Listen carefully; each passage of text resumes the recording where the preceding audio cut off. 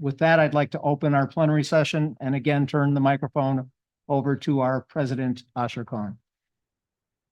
Thank you, Dan. Hello, everyone. I'm happy to be here. As we always do in public presentations, I want to remind everyone that we still have 101 hostages in Gaza.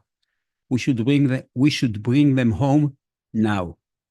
And I hope that happens very, very soon. It's urgent, it's needed, and it should be done. Now, let me talk a little bit about the issue related to what Netta talked about before.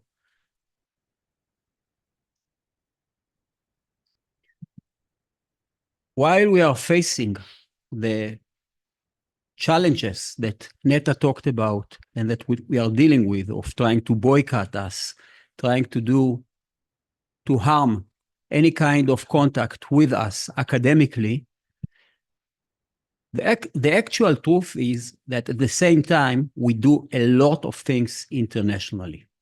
A lot of things. We are a leading university. We are a university that lots of researchers and lots of leading universities want to collaborate with. And so to just counter a bit the bad feelings that we have about those anti-Israeli moves by some of the university, I want to describe briefly the other side of it. Netta mentioned it as the half full side of the glass. So let me just briefly talk about several such cases. And you see them in the map in front of you. First, Singapore. It's been many years now, I think more than 15 years, that we have extensive research collaborations in Singapore. Singapore is a small island that has resources, and it funds collaborative research between distinct universities that are carefully chosen and the two universities in Singapore.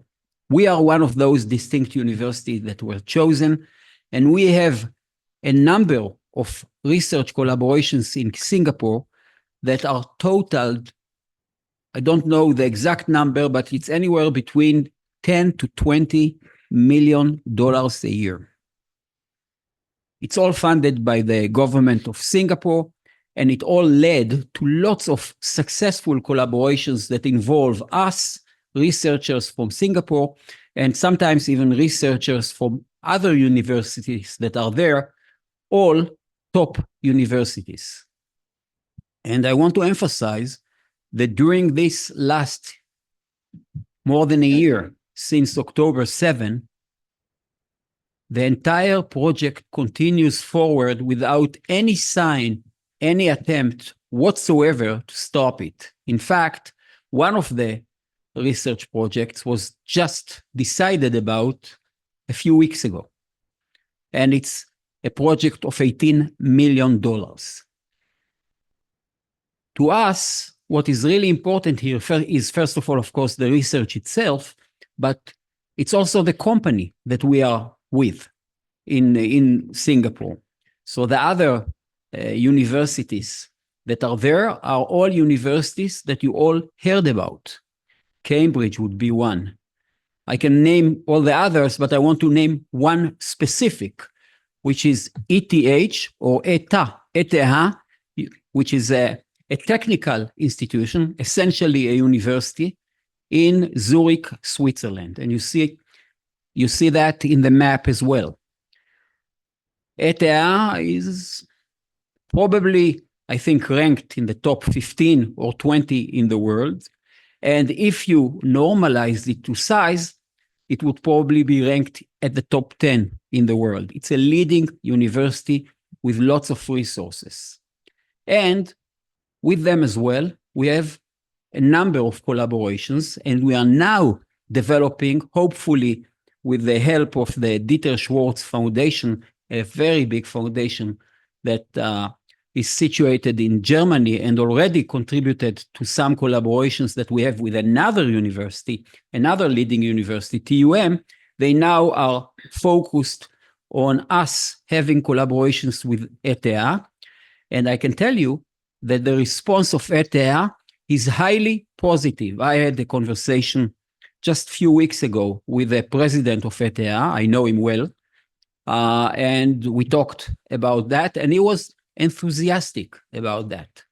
So this is a second example of how we do collaborations with leading university. And finally, I guess in about 3 or 4 weeks, I'll be going to Chicago. And this time, I want to, one of the things that I want to focus about is what we do with the University of Illinois. You probably all know that the University of Illinois, that has 3 separate campuses and collectively is one of the leading universities in the world, is situated in that region. And we have an agreement already from a few years ago to explore collaborations both at the basic research level, but also at the applied level, even leading to potentially some commercialization, some IP together. I visited the University of Illinois a few months ago. I had a long conversation with the president of the University of Illinois, and there as well, he expressed his willingness, indeed, his enthusiasm to expand the collaboration with us at Chicago in the project called DPI, which is essentially a project that really looks at research all the way from basic research to applied and commercialized research. And in a few weeks, I'm going there in order to cement that particular collaboration. The point in all of those 3 collaborations that I mentioned now, and actually a number of others, is that they all got a push forward in the last few months. So it's not just something that exists and simply continues, but it's something that not just exists, but is expanded right now at this time. And my contacts with the leaders of those institutions throughout those months was always positive. And these are leading universities. The universities that were mentioned by Neta, some of them are good, some of them are not even good. So that's, I think, the counter response to what happens. And one of the things that we are trying to do is to continue and expanding our international collaborations, both at the research level, which I focused right now about, but also at the student exchange level. We want to exchange students to increase mobility of students from here to there and from there to here with many universities. This is actually something that we cannot do extensively now because, how shall I say it? Dan mentioned it earlier. Parents may be hesitant to send right now students from abroad to Israel. By the way, objectively, there is no reason for that, but because of the perception of war, because of the perception of violence in this region, some would be hesitant to do that, and there is an insurance issue that is also complicated. But generally speaking, our aim is once the situation goes back to normalcy, and I want to stress it, it will go back to normalcy. We don't know when, hopefully soon, but it will go back to normalcy. We want to expand that as well.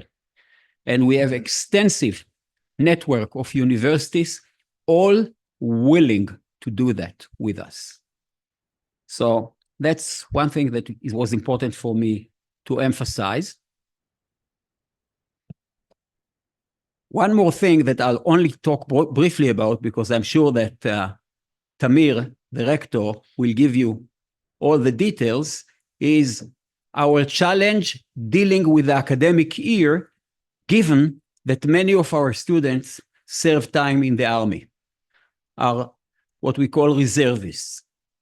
We finished the last academic year quite successfully.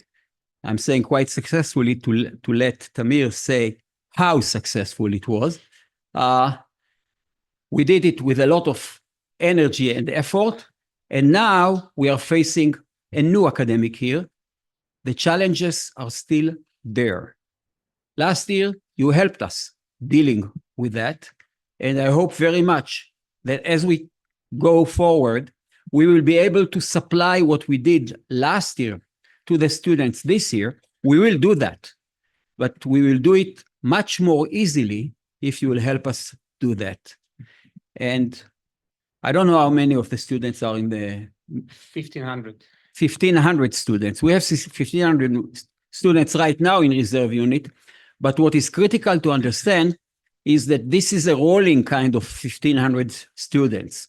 We have now specific 1,500 students that are in reserve. They'll come back, others will go. So it affects many of our students, and we are fully committed to take care of all of those students. We did it successfully last year. We'll do it next year as well. I want to spend a little bit more time about the topic of AI and the university. Everyone heard about AI. Everyone knows that AI is a big force that is coming. It's already around us and will be more and more around us. But I think not everyone understands the expanse or what exactly we mean by when we say AI. So let me say a few words so that you will see what is coming. AI is actually a collection of things that use sophisticated models in order to look at data extremely well, lots of data that are around us, use that data in order to interact with us very smartly and help us in a lot of things. But it's really a collection of things. So one thing that all universities do is simply do research in AI. Our computer science people is a good example, do research in AI, and we actually are building now a big center of AI in the computer science school at the university in order to look at issues that improve AI on all of its aspects. But that's one topic. Another topic is the fact that AI can be used as a tool for doing research in other domains. You heard me talk endless times about computational medicine, about our really great center of computational medicine that we have in Karen. Part of it is really the use of AI. Without AI, we wouldn't be able to use computational medicine. And just as this is the case in medicine, it's the case in chemistry, in physics, in the social world. I think that our rector does some things with AI in the social world, and even in the humanities. We have something called digital humanities that relies on AI. So the second element of AI, if you will, is AI and its use in sciences. But that's just one more component. One more component is AI and teaching. I know you all heard about ChatGPT and its influence on students, on faculty members, on the population in general, on understanding who is saying what and what's the source of that statement. This is just the tip of the iceberg. AI can be used in all kinds of things that are being done in teaching. Last, there are actually more, but the last component that I'll just mention briefly is AI and administration. We can really make our administration in many facets a lot better by using AI. And here's the point. AI is developing in what we like scientists to call exponential manner. That means that it develops in an extremely fast pace. And the AI that we talk about today is not necessarily the AI that we will be talking about in 2 or 3 or 4 years from now, because it's evolving and it's changing. But what is very clear is that AI is what people in the business world in the high-tech world likes to call a big disruption. It's going to change the way we deal with all of the components that we talked about, as it does in the business world on all of its different aspects. A university that wants to continue being at the front end of the research universities in the world must use AI extensively in all of those components. Must use AI extensively in all of those components and more. Generally speaking, universities often rely on the ingenuity of their researchers, of their faculty members that come from below and bring all kinds of inventions that we can use. When you have a big disruption like that, it's good, but it's not good enough. What we have to do is to really form a campaign, a very comprehensive campaign that will embed AI in all of those components, knowing that we are dealing with an elusive thing that will change as time goes by. This is a challenge. It's a huge challenge. And the university, the Hebrew University, is committed to do it. We are going to develop it to the best of our abilities, because those that will not will be, I'll say it mildly, less relevant just in a few years from now. So we are on it and we are working on it. And there is one component that I want to mention that is not part of what I said, but it's essential for its operation. It's called HPC, High Performance Computing. That means supercomputers, that's how it was used to be called before, that are able to deal and to run the sophisticated AI models that we have today. When AI models develop, they always become more complicated. They require more computing power. For that, we need HPC. The Hebrew University actually does have one such small HPC that we established 2 years ago. Part of the challenge is that these things age extremely fast. Within 2 years, the HPC, the specific HPC that we established, is already not at the front end, and it cannot run all of the models that exist. We need to use what is called clouds that have computing power to buy more computing power. This is, by the way, something that all universities have to deal with. It's a huge challenge. And what we are trying to do now in Israel, to create a situation that the country, especially the academic national part of the country, will establish a central academic national HPC that will be available for all universities for money. We will buy computing power or computing time from them, and we'll be able to use it. And their job is to keep renewing and keep being at the front end of these HPC in order to make it happen. I described all of this, even though it's not necessarily right now something to know, so that you'll know that right now it's one of the biggest challenges that we are facing, and you should know about it.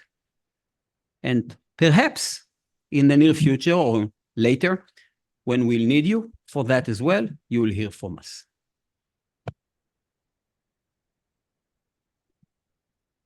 Finally, I was talking about AI in the future, and now I'm going back to the past. Since Dan didn't want to do it, I'll do it. 100 years ago, we were established. We are so proud of that. We are the first Zionist project in the land of Israel. We were established 23 years before the establishment of Israel itself. And we were a major force in making Israel the country that it is. And we're very proud of this. This is part of our heritage, part of our legacy. And what we are going to do in June, 100 years, is to celebrate. to celebrate our legacy, to celebrate what we do, and to celebrate the next 100 years that will come. And as Dan said, I hope very much that you'll all be here with us in order to celebrate with us and enjoy the fact that we exist here and that we continue to build the future for Israel and indeed for the world. Thank you.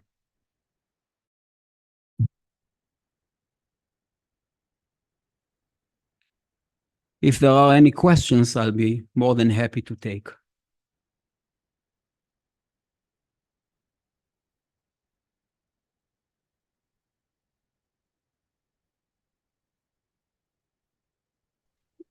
I have a question.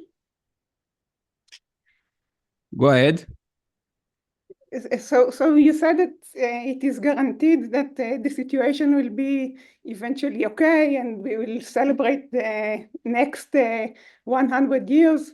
So aren't you worried that this wouldn't happen? I mean, the situation is really terrible. So why are you guaranteed that things will be okay? Well, I didn't say that it's going to be okay. I don't have any knowledge of the future.